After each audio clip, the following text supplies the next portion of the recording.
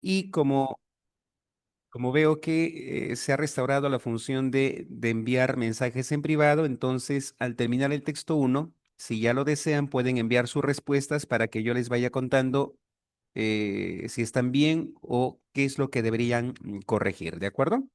Entonces, comenzamos. Mm, Formar un hábito saludable, como hacer ejercicio, por ejemplo, requiere más que fuerza de voluntad. Necesita estructura. Aquí hago una pausa y me propongo la primera pregunta. ¿A qué se está refiriendo el autor con estructura? Y en segundo lugar, ¿por qué razón la fuerza de voluntad es una condición insuficiente en nuestro propósito de crearnos hábitos saludables? Veamos qué más nos cuenta el autor y si con la información que vamos a recibir podemos responder a estas primeras preguntas. Según el ciclo del hábito, primero se establece una señal, luego se realiza una rutina y finalmente se recibe una recompensa. Este esquema ayuda al cerebro a identificar patrones repetidos y a automatizarlos con el tiempo. Por eso, pequeños cambios sostenidos son más efectivos que esfuerzos esporádicos. Las tres líneas que acabamos de leer nos permiten comprender a qué se refirió el autor cuando usó la palabra estructura. Noten que en la tercera línea, en vez de usar la palabra estructura, usa un sinónimo, esquema.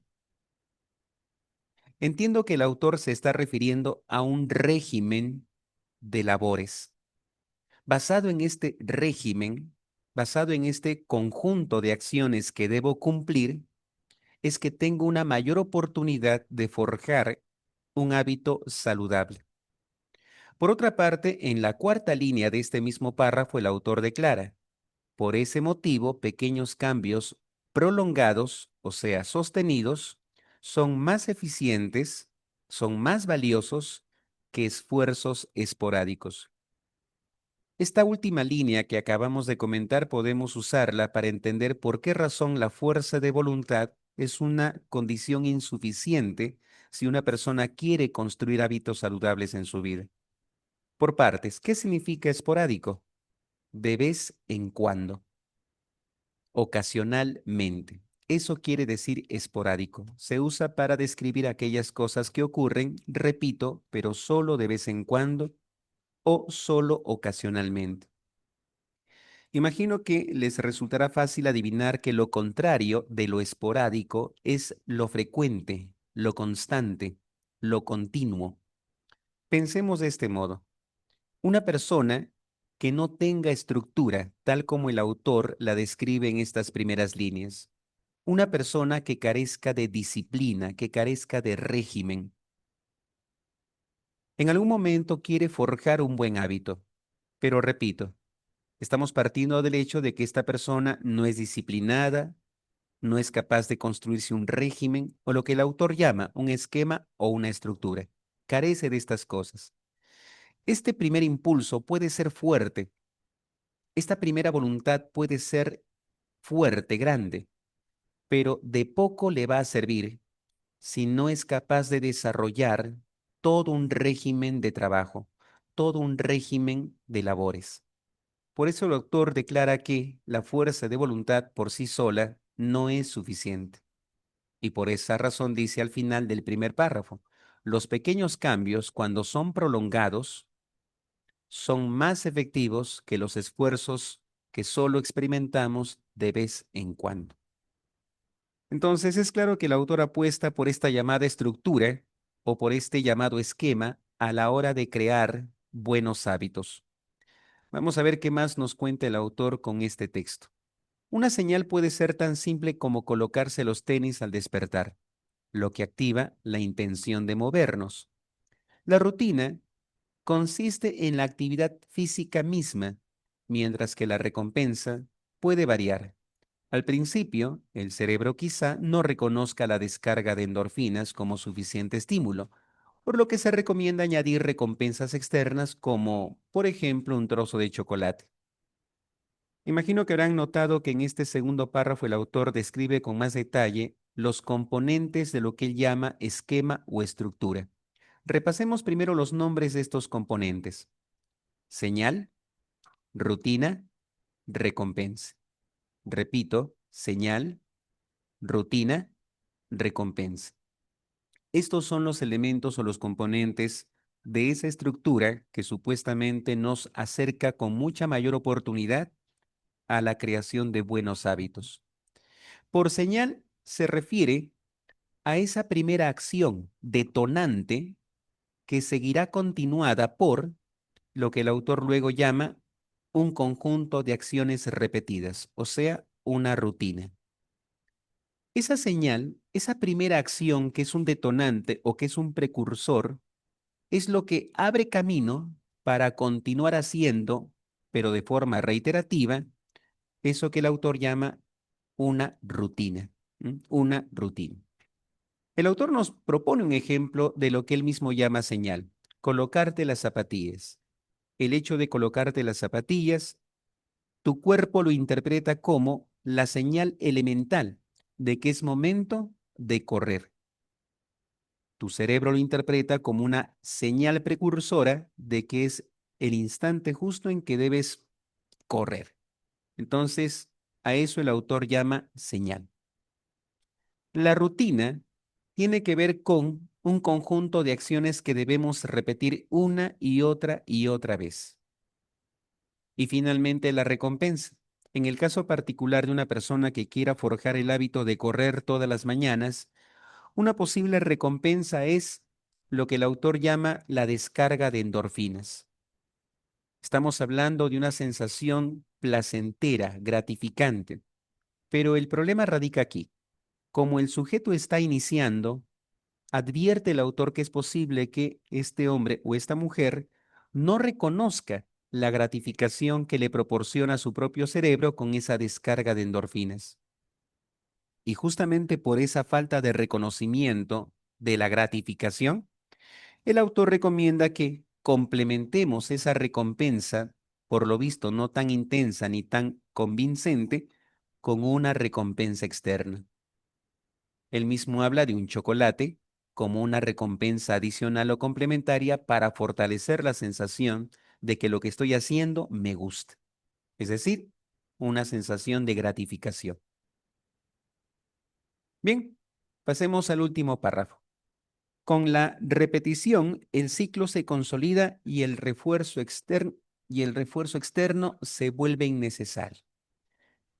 Por supuesto, tenemos que suponer que estamos ante un escenario en que el sujeto no ha iniciado, sino más bien se encuentra haciendo estas cosas después de varios días o tal vez semanas. Después de estos varios días o tal vez semanas, el sujeto ya no necesita del refuerzo externo. Imagino que sabes a qué se refiere el autor: al chocolate, que era la recompensa adicional o complementaria para fortalecer la sensación de gratificación. El sujeto entonces, después de estos muchos días o varias semanas, ya no necesita de ese refuerzo externo, lo siente innecesario.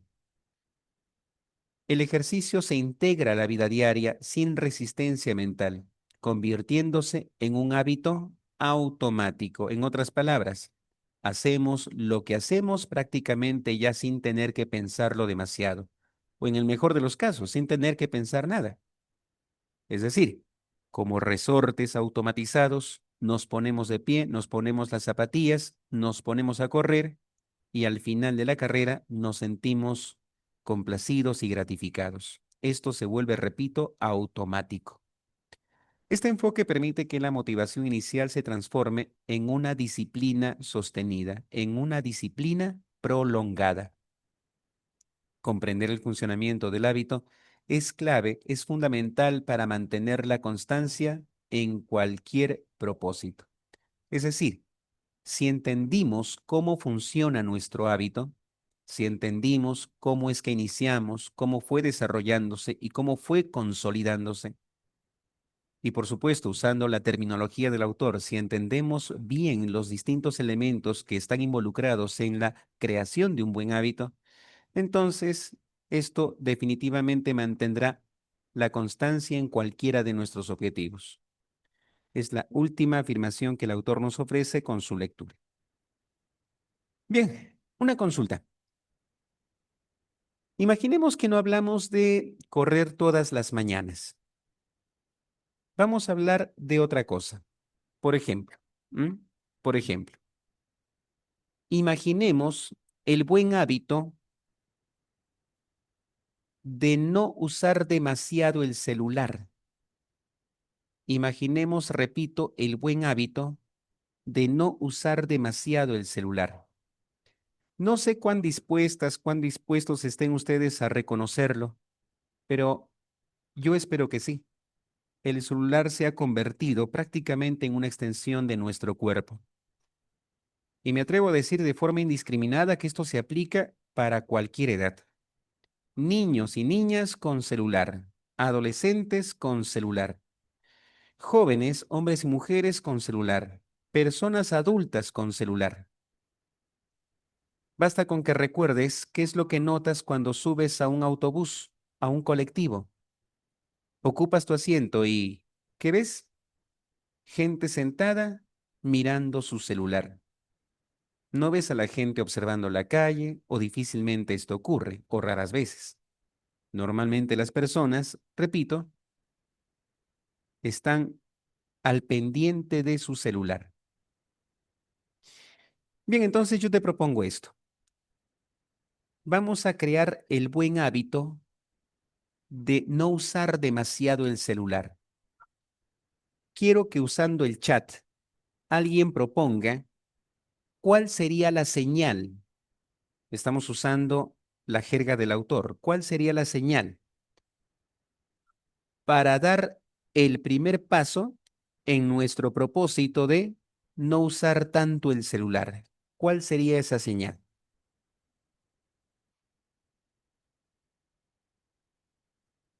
No se trata, como saben, de ponernos las zapatillas. En el ejemplo del autor, esa es la señal. El sujeto se pone las zapatillas y es una clara señal de que debe empezar a correr. Exacto, Celis. Excelente. No tomar el celular en la mañana. Las personas despiertan y lo primero que hacen es estirar la mano para alcanzar sus celulares. ¿Mm? Entonces, esa sería una buena señal. No tomar el celular por la mañana. Dejarlo allí, en la mesa de noche, en nuestro escritorio, dejarlo allí. Y considero que esa es una primera acción precursora para tratar de desprendernos de ese aparato. No del todo, obviamente, ¿no? Pero al menos de tal manera que dejemos de ser tan dependientes del artefacto. Bien, si esa es la señal, nuestro cuerpo, nuestra mente, de inmediato lo interpreta como algo muy simple. Ya desperté, me he levantado, me he puesto las sandalias, no me he fijado en mi celular, no lo he mirado ni siquiera para averiguar la hora, porque seguramente puedo hacerlo si veo el reloj que está en la sala o en el comedor. Así es que nada de celular mientras me alisto, mientras me preparo. ¿Mm? Vas al baño, haces lo que ya sabes, ajá. Luego te haces tus lavados, tu higiene, luego a desayunar, ¿m? Sin celular, por supuesto, te lo has prohibido. Se supone que estamos realizando lo que se llama la rutina, o lo que esperamos se convierta en una rutina. La señal fue no tomar el celular en la mañana, tal como lo dijo Celis. La rutina tendría que ver con atravesar toda esa primera etapa de la mañana sin celular. Baño, desayuno, alistarme, sin celular. Y solo cuando ya estoy por salir de casa, tomo el celular y lo meto en la mochila. Y lo meto en la mochila. Ahora, siguiendo un poco este proyecto, que es simplemente hipotético, llego al carro, me instalo, me siento, en el mejor de los casos, porque casi siempre viajamos de pie. Me instalo en el auto, me siento y también debes prohibirte sacar el celular de la mochila. No lo saques. No lo saques. Profe, es difícil porque ese carro, pues, es el perfecto sinónimo del aburrimiento. Gente estresada, aburrida, fastidiada, empujándose, chocándose. Pero podemos buscar otras formas de interesar nuestra atención, sin tener que acudir a esa pantalla que nos ofrece el celular. Podemos dirigir la mirada hacia afuera del vehículo, mirar las calles, mirar los autos, mirar la gente. Es decir, buscar dentro de nuestra rutina matutina otras acciones que podamos repetir y que no involucren el celular. ¿Podemos hacerlo? Pienso que sí. Ah, ya. Esa es una alternativa interesante, Yusel. Y te voy a dar la razón. Yusel acaba de proponer lo siguiente, profe, pero si a mí me gusta escuchar música, entonces, ¿cómo le hago?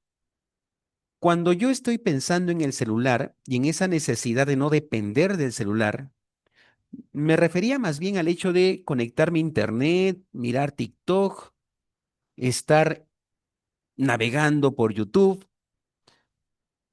Entonces, me parece una alternativa interesante usar el celular simplemente para reproducir mi música. Y mientras escucho música, mirar la calle. Me parece una alternativa interesante en donde todavía puedo mantener mi proyecto estable, firme, no depender del celular, porque insisto, esto que yo digo dependencia del celular tiene que ver pues con usarlo para navegar por la red, mirar TikTok, YouTube, perder mucho de mi tiempo en esos contenidos fragmentarios, porque tienes que aceptar algo, ¿ah? Son contenidos muy fragmentarios. ¿Mm? Y ese es uno de los peores riesgos de volvernos dependientes de ese aparato, porque nos expone justamente a esos contenidos muy fragmentados, creando en la conciencia del sujeto que solo somos buenos para consumir contenidos breves, hiperbreves, de hecho, ¿no? Hiperbreves. Esa también es una buena propuesta, Celis, ¿no? Llevarte un cubo de Rubik para practicar, ¿m? Pero recuerden, sigo pensando que una alternativa interesante es mirar el mundo, mirar la calle, mirar la gente, observar a las personas, cómo visten, cómo caminan. Lo que quiero que entiendan es que otro de los graves peligros del celular es que te ensimisma demasiado. Voy a usar de nuevo esta palabra, te ensimisma demasiado. ¿M? Porque piénsalo bien. No es un mirar hacia afuera, es un mirar hacia adentro todo el tiempo. ¿Mm? Entonces la idea es mira hacia afuera, ¿no? Mira por las ventanillas, mira a las personas. Lo de usar el celular como un reproductor de música me parece una buena idea, ¿m? Porque tus ojos todavía están libres. Tu atención auditiva puede estar puesta sobre la música, ¿m? Y además, he dicho de paso, la música es un estimulante impresionante cuando se trata de motivar. ¿M? Las muchas áreas de nuestro cerebro. Y en ese sentido, pues estoy muy de acuerdo. Pero los ojos tienen que estar libres para que veas otras cosas, ¿m? Para que dejes de estar, pues, ensimismado en ese mundo que el celular te ofrece a través de la red. Entonces, mira la calle, mira las personas, escucha un poco cómo hablan si estás en el carro. Ese tipo de estímulos también son fundamentales. En todo caso, digamos que esto se convierte parte de nuestra rutina matutina. ¿M? ¿Cuál sería la recompensa? Ya hemos descrito la señal, ya hemos descrito la rutina. ¿Cuál sería la recompensa? Ahora sí, les toca a ustedes. ¿Cuál sería la recompensa de desprendernos del celular poco a poco? Exacto, Sebastián. Tener más tiempo para uno. Y alguien podría pensar, profe, pero cuando yo veo internet, estoy usando mi tiempo y lo uso para mí. Perdóname, pero creo que no tienes una correcta percepción de lo que implica estar ensimismado con el celular, atrapado en esos mundos breves que te ofrece YouTube o que te ofrece TikTok o que te ofrece no sé qué otra plataforma. Yo creo que inviertes tu tiempo para esa persona que ha publicado algún contenido. Estás usando tu tiempo para esa persona, no lo estás usando para ti. ¿Mm? Por esa razón, lo que me propone Sebastián, tener más tiempo para mí, me parece una idea genial, en el sentido de que ya no lo invierto para ese sujeto que ha publicado cosas por internet, lo invierto para mí, para incrementar mi capacidad de atención, para fortalecer mi talento para observar a las personas, para ser más analítica, más analítico a la hora de contemplar la realidad. Sí, eso también es cierto, Celisa. Eso también es cierto. Mm, Y tal vez sea uno de los atractivos por los cuales la gente se refugia tanto en el celular, ¿no? Pero no sé si estarás de acuerdo conmigo, Celis. Hay cierta trampa en ello, ¿ah? Hay cierta trampa. Y repito, ¿en qué consiste esa trampa? Que nos volvemos consumidores de contenidos extremadamente breves. Y eso no le hace bien al cerebro, eso no le hace bien a nuestra capacidad de atención. Volvernos consumidores eh, de contenidos extremadamente breves, no, no nos conviene, no nos conviene. Entonces yo pienso que una de las recompensas, tal como lo señaló Sebastián, es tener más tiempo para mí, ¿no? Tener más tiempo para mí. Esa sería una recompensa. Otra recompensa sería, insisto, en que tu observación de la calle, de la gente, de la realidad, de tu entorno físico, concreto, te vuelve más sociable. Tú puedes pensar que no, pero es cierto. Imagina un adolescente que está todo el tiempo refugiado en su celular y otro adolescente que más bien tiene el buen hábito de mirar a las personas, de contemplar a la gente, de dirigir la atención hacia afuera, de escuchar cómo hablan. ¿Cuál de estas dos personas tiene una mayor oportunidad de desarrollar más su capacidad de socialización? ¿El adolescente que está todo el tiempo refugiado en ese aparato o el adolescente que constantemente mira hacia afuera de sí? Mira el mundo que lo rodea, escucha a la gente cómo habla, mira cómo visten, cómo caminan, cómo se relacionan, mira esas dinámicas reales y concretas. Exacto. Entonces, ahí también hay una recompensa. Se activa tu necesidad de socializar. Y de hecho, creo yo que también se fortalece ese talento. ¿Mm? Entonces, jovencitas, jovencitos, tiene mucho sentido lo que dice el autor, ¿no? Cuando habla sobre la fórmula para crear buenos hábitos, ¿no? La fórmula para crear buenos hábitos. Bien, ahora sí. Tiempo. Tienen 3 minutos para sus 5 preguntas. Y ya saben, excelente. Acabo de recibir la primera respuesta. Eh, Alejandro, si no me equivoco es Alejandro, solo salió la primera parte de tu nombre, Alejandro. Te voy contando que todas están bien. Excelente. Eliana, todas correctas. Buen trabajo. Yadir, todas correctas. Muy bien, Yadir. Buen trabajo.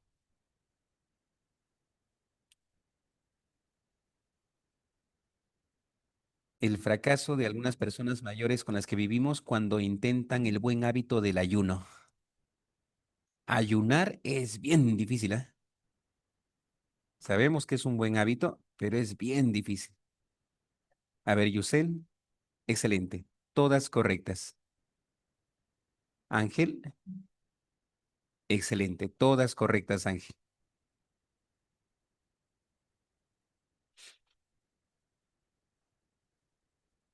Cielo, muy bien. Todas correctas, excelente, cielo.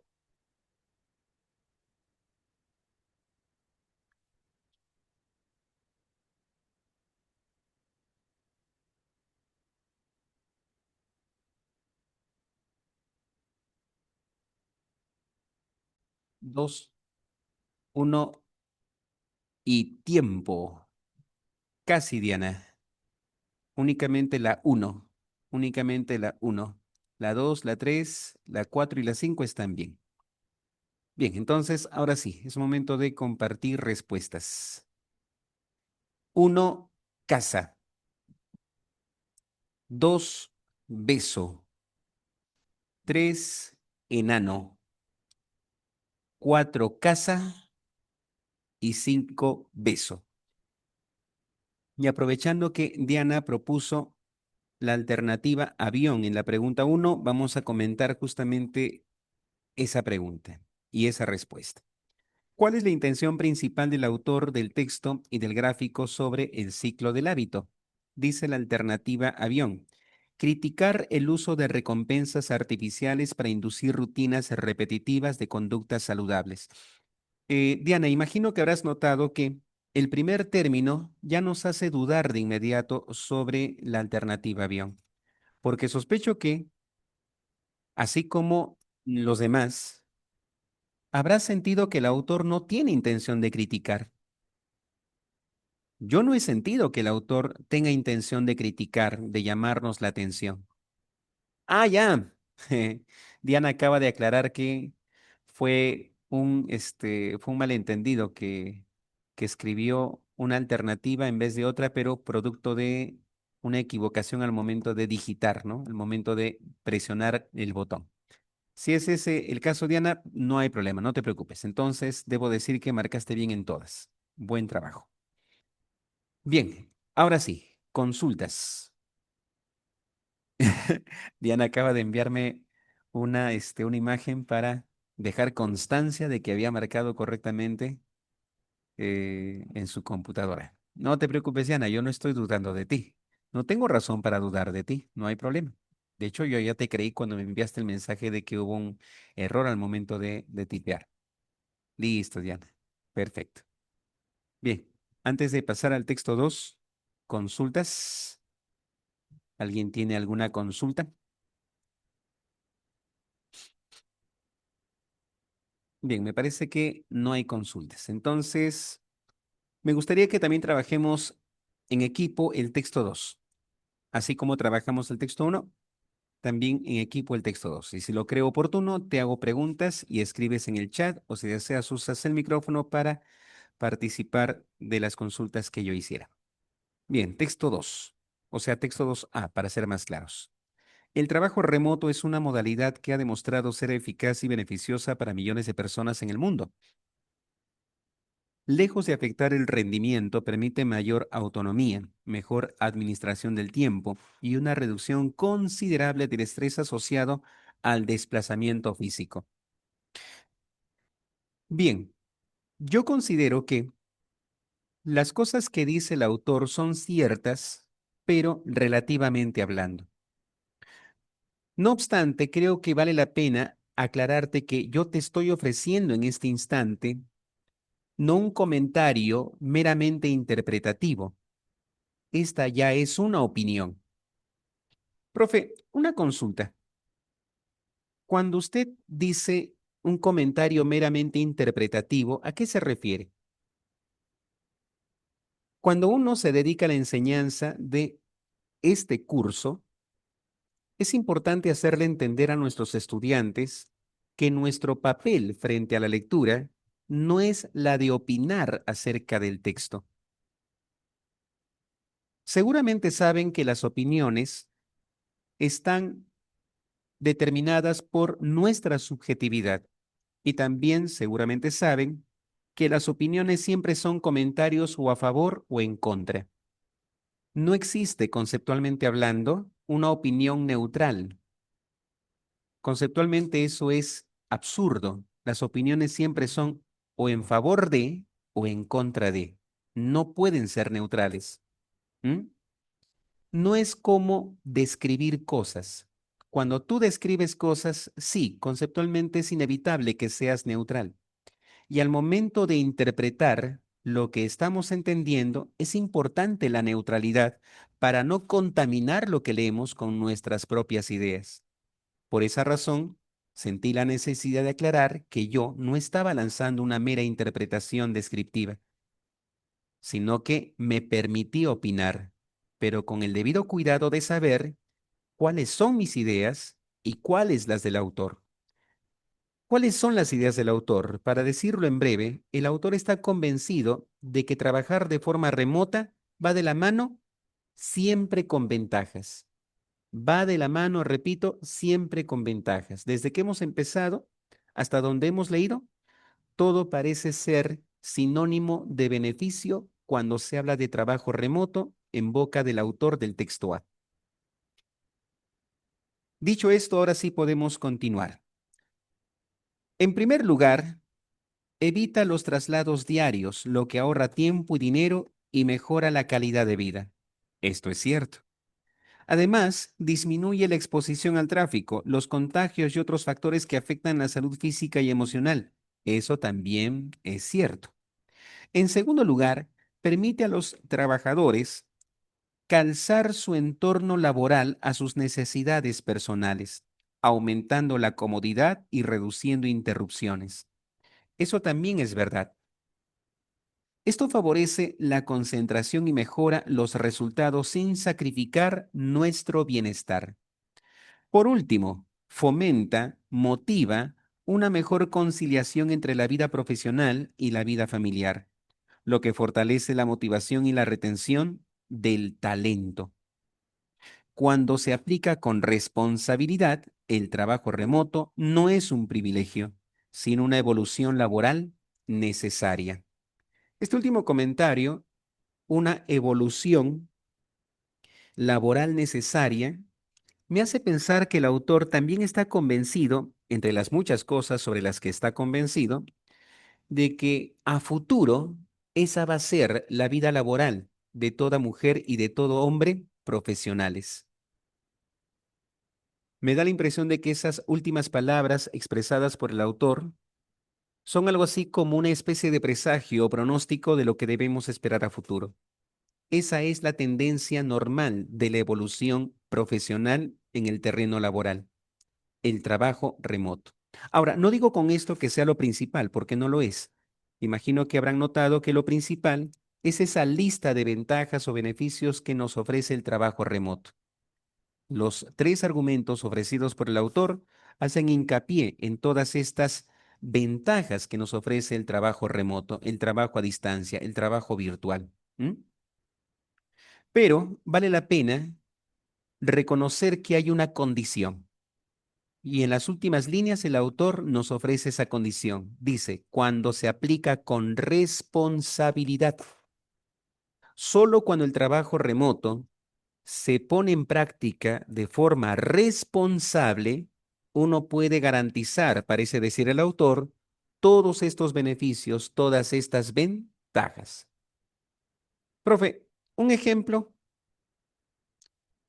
Por ejemplo, su tercer argumento, una mejor conciliación entre la vida profesional y familiar, lo que fortalece la motivación y la retención del talento. Ese es el tercer argumento del autor. Vivir responsablemente el trabajo remoto asegura que nuestros talentos o destrezas mejoren y que nuestra vida profesional y familiar se lleven cada vez mejor. Pero ¿qué pasaría si soy un irresponsable y pretendo sacar provecho del trabajo remoto de este modo? Les pongo a mis estudiantes una grabación. Señores, señoras, hoy vamos a realizar un trabajo de análisis muy importante. He preparado un video para que ustedes lo contemplen en sus casas y de ese modo, al final del video, quiero un análisis interesante sobre qué es lo que el autor de ese video nos está proponiendo. Profesor, levanta la mano una jovencita. ¿Cuánto dura ese video? 1 hora con 20 minutos. La clase dura 1 hora con 40, mira, ve, y el video dura 1 hora con 20 minutos. ¿Y qué estoy haciendo yo mientras pasa esa 1 hora con 20 minutos? Pues puede que me dedique a mi familia. ¿M? Y tú puedes pensar, profe, ¿pero qué tiene de malo eso? Tiene mucho de malo, porque aprovechando esta ventaja de la incomunicación que me ofrece el trabajo remoto, ya que no tengo que hacer cara, no tengo que hablar, simplemente te pongo un video, me puedo estar dedicando a otra cosa. ¿M?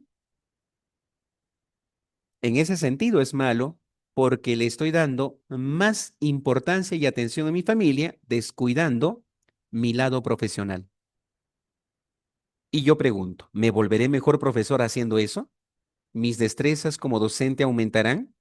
¿Mis distintas habilidades pedagógicas se incrementarán haciendo eso?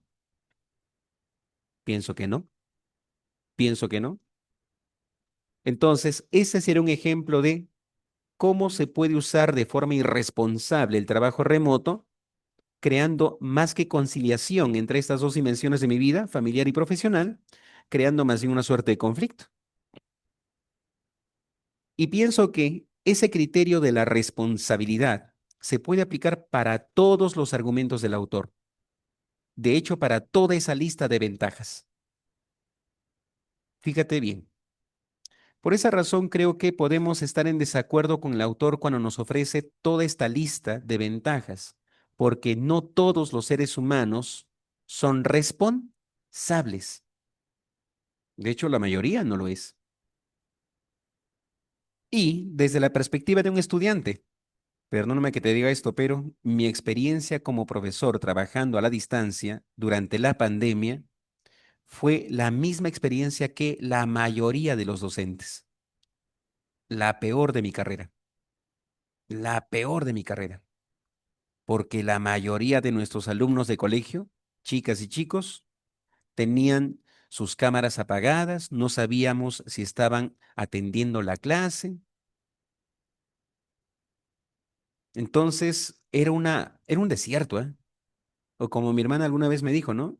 Prácticamente uno sentía que era un espiritista, ¿no? Dando una sesión de espiritismo a solas, rodeado de fantasmas. Entonces, desde el punto de vista de los estudiantes, pues también hay mucha madera que cortar. Insisto, todas estas son ventajas muy simpáticas, pero acompañadas de responsabilidad. Bien, ahora sí, pasemos al texto B. ¿Qué más nos dice el autor? El trabajo remoto, el autor del texto B, aunque útil, sí es cierto, Celis, los bots, por ejemplo, ¿no? Los llamados bots. El trabajo remoto, dice el texto B, aunque útil en ciertas circunstancias, no lo niego, dice el autor B, presenta serias desventajas cuando se convierte en una norma. A largo plazo puede deteriorar la dinámica laboral, la cohesión de equipos y el equilibrio psicológico del trabajador. A estas cosas yo debo decir qué verdades está diciendo el autor. ¿Qué verdades? Sin ir demasiado lejos y volviendo a mi experiencia personal, a mí no me gustaba. Les confieso que a mí no me gustaba. ¿M? Yo echaba muchísimo de menos las clases presenciales con mis alumnas y alumnos de colegio. Yo necesitaba estar allí, ¿m? Caminar cerca de ellos, de ellas, conversar sobre cualquier asunto, crear una situación genial de debate entre todos, mirarnos las caras, respirar el mismo aire. Esas dinámicas son invaluables realmente. ¿M? Esas interacciones son invaluables cuando se trata de salud emocional y psicológica. Mm. A ver, sigamos. ¿Qué más nos dice el autor? En primer lugar, limita la interacción directa, lo que debilita el trabajo colaborativo y también debilita la creatividad compartida y el sentido de pertenencia institucional. Todas me parecen muy válidas razones. ¿M? Claro, no se trata de ser creativos a solas. Si eres parte de un equipo, es importante sentir la creatividad como un producto grupal, como un producto colectivo. De allí el autor nos habla de la creatividad compartida. ¿M? Y ese llamado sentido de pertenencia institucional también es un lindo sentimiento que te ofrece la actividad presencial. Con las clases remotas o con el trabajo remoto en general, no se siente eso, ¿ah? No se siente eso. ¿M? Todo era demasiado anónimo. Mm. A ver, ¿qué más nos cuenta el autor? Las reuniones virtuales no logran sustituir el vínculo humano cotidiano. En segundo lugar, muchas personas sufren para separar los tiempos de trabajo y descanso, lo que aumenta el riesgo de agotamiento. La falta de un espacio laboral definido puede llevar a la hiperconexión y a la pérdida de límites. Mm, en cierto punto es verdad lo que dice, lo admito. Pero en términos de descanso o agotamiento, yo debo decir que me cansaba más física y emocionalmente con las clases presenciales, pero era un agotamiento que a mí me gustaba. Con clases presenciales yo me agotaba más física y emocionalmente que con clases remotas.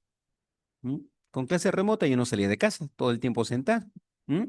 Me compré un lindo, ay, no, una libreta de apuntes para todas mis, anotaciones. ¿M? Entonces, todo era bacán, ¿no? En términos de descanso, no me cansaba, o me cansaba muy poco. Pero te digo algo, aunque me agotaba más emocionalmente en una clase presencial, me gustaba ese agotamiento. ¿M? Era mucho más gratificante. El agotamiento emocional era menor con clase remota, pero era más insufrible, más insoportable, más desagradable. Era un agotamiento que a mí no me gustaba. A mí no me gustaba. ¿M? Con decirte que con clase remota yo me estreso mucho más, recuerdo, cómo me estresaba mucho más en la época de pandemia comparado con clase presencial. Mm. De hecho, Diana está confirmando lo que estamos contando. Excelente. Muy bien, Diana. Sigamos leyendo, a ver qué más nos cuenta el autor. ¿Mm? La falta de un espacio laboral, no, eso ya lo hemos leído. Finalmente, no todas las actividades son adaptables al entorno remoto, lo que genera desigualdad entre quienes pueden optar por esta modalidad y quienes deben desplazarse. Eso también es muy cierto. ¿M? No todos los trabajos, no todas las profesiones se ajustan al trabajo remoto. ¿M? Si eres carpintero, ¿cómo vas a hacer trabajo remoto? No, pues no tiene sentido, ¿no? No tiene sentido. ¿Mm? Si eres comerciante, tampoco, pues. Tú necesitas moverte, desplazarte. Hay entonces actividades laborales que no se ajustan a las condiciones del trabajo remoto y eso es muy cierto por lo que se menciona en esta lectura. Por ello, el trabajo remoto debe ser regulado con cautela, con precaución, no promovido como regla universal, ¿no? No promovido como regla, o sea, prácticamente el autor acaba su lectura diciendo, si el trabajo remoto se vuelve tendencia, esta tendencia debe estar debidamente controlada, debidamente regularizada. ¿M? No se puede convertir, como dice el autor, pues en una regla universal, ¿no? Hay muchas objeciones respecto de ese trabajo llamado remoto. Bien, jovencitas, jovencitos, con esto termina nuestra lectura. Y debo preguntar, antes de pasar a los 5 ejercicios, ¿ustedes disfrutaron sus clases remotas en pandemia? ¿Alguien podría decirme por el chat sinceramente que le gustó recibir clases remotas en tiempos de pandemia? Luis dice, al principio sí, pero después ya no. Muy cierto. Alejandro es más tajante, dice, no. Diana dice, no. Daniela dice, no. Sebastián dice, no. Sebastián Efren dice, no. Como lo sospeché desde un principio. Yo no, el mío fue por WhatsApp, lo peor. Ah, eso qué feo. Al inicio me encantó, pero con el tiempo llegó a aburrirme. Sí, es aburrido. Es aburrido. Cierto. Es bien pesado. Mm, es bien pesado. Es cierto, Celis. Da estrés y mucho, ¿ah? Estrés un montón. Mm. Y es extraño, ¿no? Porque uno está sentado, uno se levanta, toma un refrigerio. Sí, es cierto, Alejandro. Al final se convirtió en una fuente de distracciones hay que agregarle una R ahí. Procrastinaciones. Es verdad, ¿verdad?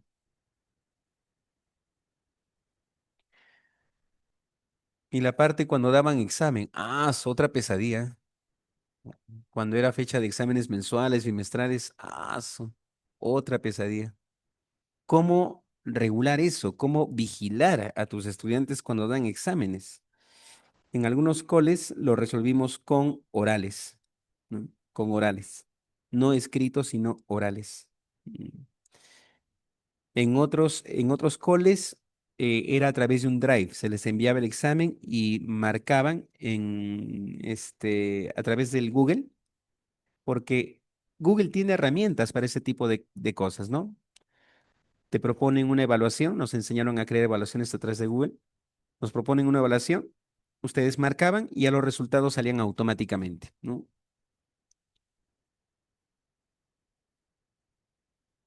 Claro, pues, el plagio era de lo más usual. Sí, en algunos coles se tomaron en serio la obligatoriedad de encender la cámara. Lastimosamente no en todos, porque la tendencia era pues respetar la privacidad del chico, ¿no? Los papás, las mamás se quejaron. Y eso es otro, ¿ah? Los papás, las mamás, en vez de ayudarnos, al final terminaron creando alianzas con sus hijos. ¿Mm? José dice, en el mío ni había examen. Celis dice, me habría gustado postular en pandemia. Claro, porque en esa época también se escuchó noticias de que plagiaban, ¿no? Para el examen de admisión. Sí, pues es cierto, José. Ah, definitivamente es un terrible recuerdo el que tenemos, ¿no? De esa época. Mm, Y, y ya para terminar esta conversación, yo creo que aquí vale la pena recordar que el gran mérito de que hayamos superado esa pandemia, el gran mérito recae sobre la ciencia, sobre la ciencia. ¿Mm? En situaciones como esa, la ciencia pues es nuestro mejor aliado, ¿no? Nuestro mejor aliado, nuestra mejor aliada. Entonces, jovencitas, jovencitos, ahora sí, pasemos a las preguntas. Tienen 3 minutos para sus 5 preguntas. Dice Celis, me pregunto si habría ingresado. Algo que no sea obligatorio, que sea regulado. A veces sí, a veces no, dependiendo de las circunstancias o las necesidades de cada usuario. Por esa razón, lo contrario es impuesto. Lo contrario es impuesto. Bien, acabo de recibir las respuestas de Adrián. Adrián, eh, wow, como que te has demorado un poquito, ¿no? Y no, lo siento, Adrián, pero no, no es correcto en la 6, no es correcto en la 8 y no es correcto en la 9. Solo acertaste en 7 y 10. Oye, Adrián, pero ya compartí las claves. Creo haber compartido ya las claves. ¿O no? A ver, repito. En la 6 casa. En la 7 dado. En la 8 ya. No, no te preocupes, no hay problema. En la 8 casa. En la 9 casa. Y en la 10 casa. Repito, 6 casa, 7 dado, 8 casa, 9 casa y 10 casa. Esas son las respuestas del texto 2. Bien, si tienen alguna consulta, pueden aprovechar. Yo me tomé la libertad de comentar las 7 porque... Listo, Adrián. Perfecto. Porque como marcaron la alternativa enano, pensé que valía la pena eh, analizar esas dos opciones, dado y enano. Bien, pero me parece que no hay consultas. Me parece que... Ah, Ah, ya, perdón. hay una consulta. Bacán. Eliana dice, profe, en la 9, ¿por qué es la C? Repasemos la pregunta 9, Eliana. Según el texto A, ¿qué se puede deducir del texto con respecto a la relación entre el entorno laboral y la productividad?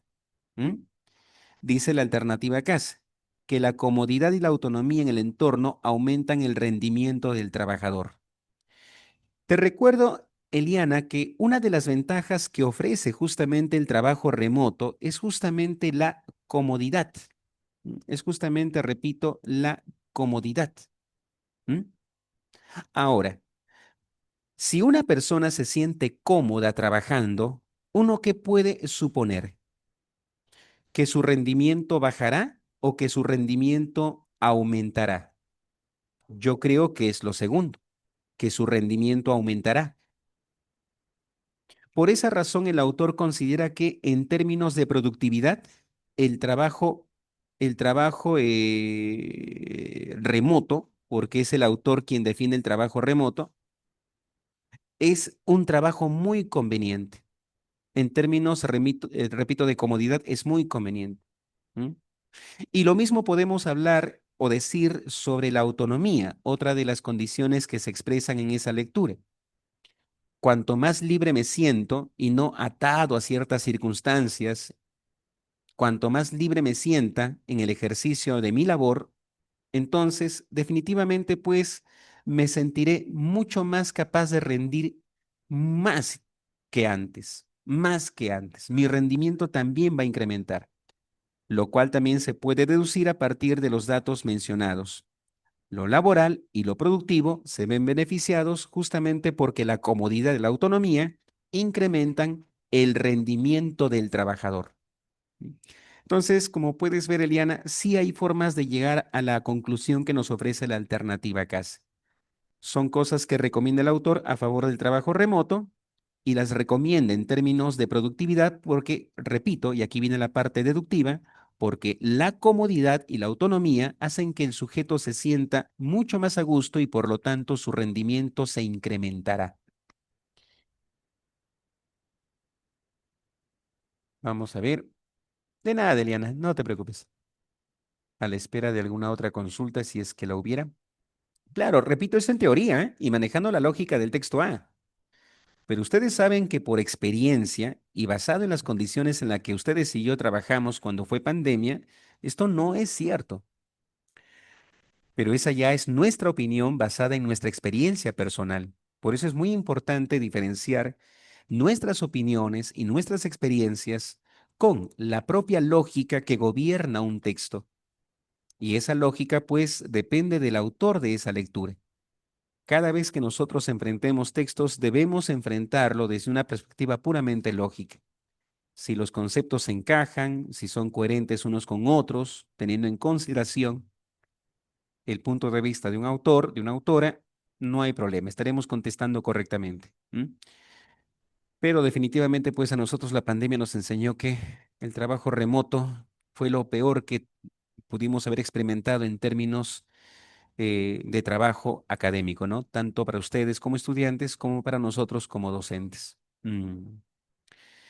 Bien, me parece que ya no hay consultas. Entonces, 7 minutos para el texto 3. 7 minutos para el texto 3. Esta vez ya los dejo trabajando eh, con total autonomía, ¿ya? Yo ya no me entrometo.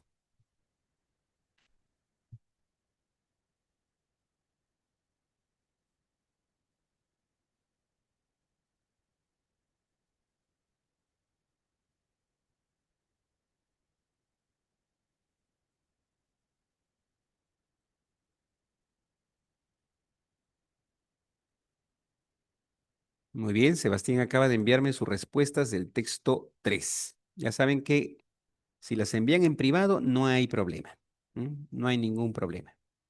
Un ratito, Sebastián, estoy haciendo aquí un pequeño arreglo. Ahora sí, listo. Vamos a ver, Sebas. Excelente. ¿De qué ha tratado el texto 3? Pues de las bebidas energizantes, como seguramente recuerdan. Y aunque en el primer párrafo el autor destaca las ventajas de estas bebidas, vale la pena hacer hincapié que la ventaja o las ventajas en cuanto al consumo de estas sustancias solo se contemplan en la medida en que somos prudentes, somos moderados, somos, repito, precavidos. Es decir, no cometer exceso en el consumo de estas bebidas. Y justamente porque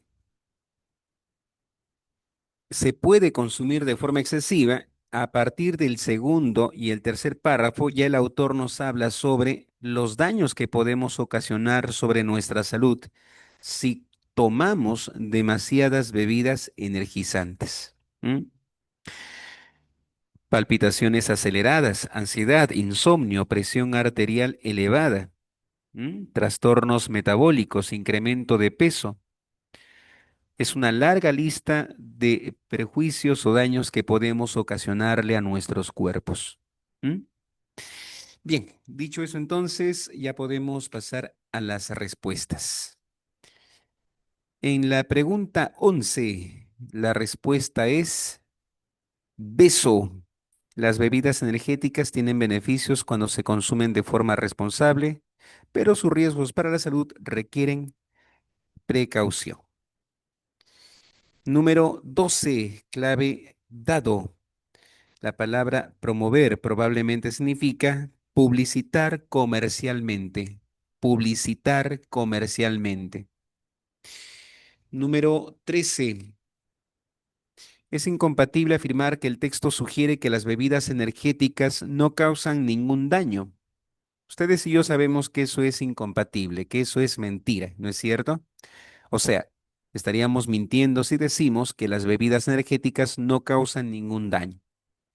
Y esto lo sabemos gracias justamente a nuestro texto, porque en el texto sí se habla de los daños que puede ocasionar este tipo de sustancias si son consumidas en exceso. Por eso la clave es la alternativa dado. El texto relaciona las bebidas energéticas con varios riesgos para la salud y recomienda por lo mismo limitar su consumo. Clave dado en la pregunta 13. Número 14. ¿Qué se puede deducir del texto sobre las bebidas energéticas y las poblaciones vulnerables? Clave casa, que corren un mayor riesgo de sufrir problemas de salud debido a los estimulantes que contienen. Uno de ellos, por ejemplo, es la cafeína. La cafeína, en grandes proporciones. Y número 15, si las bebidas energéticas continúan consumiéndose sin una regulación clara de salud pública, ¿qué es lo que probablemente ocurriría? Clave dado, sus efectos adversos para la salud se intensificarán en grupos de alto riesgo, por ejemplo, los adolescentes. Recuerden que son mencionados como un grupo vulnerable. Clave, por lo mismo, la alternativa dado. La alternativa dado. Bien, jovencitas, jovencitos, ahora sí. ¿Alguna consulta? Ah, ya, Kiara, en la 14, casa. En la 14 es casa. De nada, Kiara.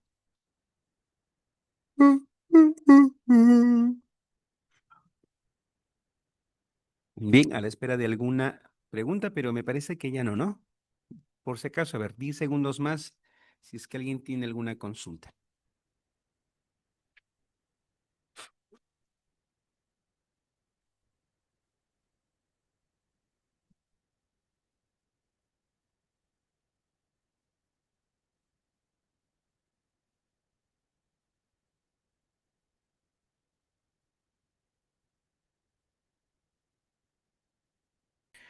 Eh, no sé si lo han notado, pero el texto 4 solo es una infografía. No viene con texto, solo es una infografía. Bien, entonces, la misma mecánica. Tienen 7 minutos para enfrentar esa infografía y, por supuesto, también para enfrentar sus 5 preguntas. De hecho, ya estoy recibiendo propuestas de clave de parte de, a ver, antes de Yusel, alguien más había enviado creo que era Celis, no estoy seguro. Ah, si fue Celis, por favor, envíalas de nuevo. Ah, sí, fue Celis, pero ahora se perdió lo de Yusel. A ver, voy a revisar desde Yusel, desde Yusel. Ahí está, vamos a ver. Excelente, Yusel, todas correctas. Ahora le toca a Sebastián. Ya, corrige únicamente la 20. Corrige la 20, Sebastián. Ahora le toca a Eliana. Corrija la 16 y la 19. Corrija 16 y 19, Eliana. Celis, excelente, todas correctas, Celis. Kiara, excelente, Kiara, todas son correctas. Ángel, todas correctas, Ángel, buen trabajo. Cielo, todas son correctas, Cielo, excelente. Yadira, excelente, Yadira. Todas tus respuestas son correctas. Sebastián, también todas son correctas. Buen trabajo.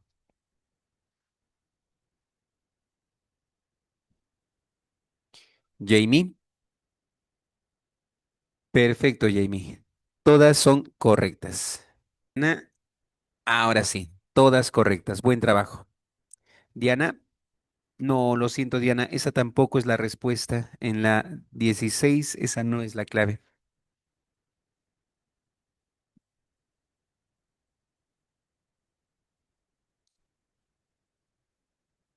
No, lo siento, Diana, pero tampoco es eso.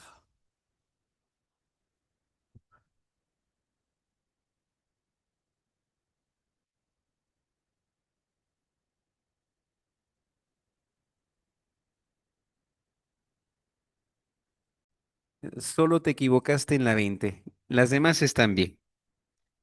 Solo te equivocaste en la 20. 3, 2, 1 y tiempo. Bien, jovencitas, jovencitos, se agotó el tiempo para el texto 4. Ahora sí me toca dictarles las claves. 16 beso, repito, 16 beso, 17 dado, 17 dado, 18 beso también, 18 beso, 19 casa, 19 casa y 20 es dado. 20 es dado. Si una persona mantiene una dieta balanceada, esto es buena alimentación. Recuerden que de eso se habló en el texto. Duerme correctamente, también el sueño reparador y evita el consumo excesivo de alcohol y sodio. Entonces es probable que conservará por más tiempo un buen funcionamiento cerebral, ¿no? Clave, la alternativa dada. Según la lógica del autor, nos mantendremos jóvenes cerebralmente hablando si comemos bien y dormimos bien. Entonces, la clave es la alternativa dado. Bueno, jovencitas, jovencitos, ¿tienen alguna consulta por si acaso? Espero que ese último comentario haya convencido a Adrián de que la clave es la alternativa dedo. A ver si hay alguna consulta. Me parece que no. Me parece que no hay consultas. Bueno, jovencitas, jovencitos, entonces, por mi parte, eso ha sido todo para la clase de este día. ¿M? Me despido, hasta la próxima semana. Nos vemos. Chau, chau. De nada, de nada. Cuídense mucho. Hasta luego. Hasta luego. Oye, sí, yo sé, yo también opino lo mismo. Me gusta más este tipo de mecánica de trabajo en donde ustedes me pueden enviar sus respuestas en privado y yo les reviso también de forma personalizada. Es mucho más, creo que es mucho más productiva la clase de ese modo porque así tienen tiempo de rectificar respuestas, intentarlo de nuevo y buscar otras opciones. Mm, Se incrementan las oportunidades. Bueno, entonces ahora sí, una vez más, cuídense hasta la próxima semana. Chau, chau. Ya, Liz. Aquí le dejo el...